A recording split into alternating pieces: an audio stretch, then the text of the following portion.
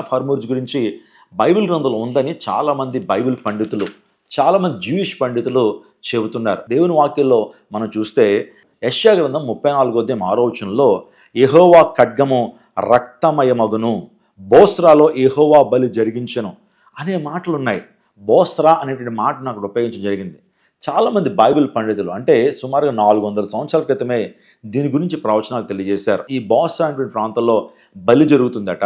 ఈ బూస్రా అనేటువంటి ప్రాంతం ఎక్కడుందనంటే అస్సీరియా, పర్షియా అంటే ఇరాన్కి అషీరియన్కి మధ్యలో ఈ బోస్రా ఉంది. ఈ బోస్రా అంటే ఏంటో కాదు, అదే straight of Hormuz.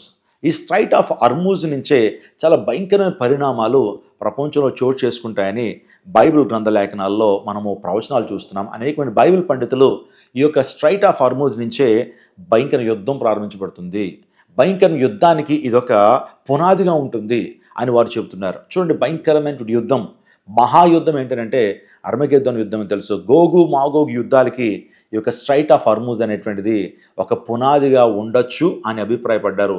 Exactly straight of Hormuz నుంచే భయంకరమైన వివాదాలు ప్రపంచవ్యాప్తంగా తలెత్తుతున్నాయి.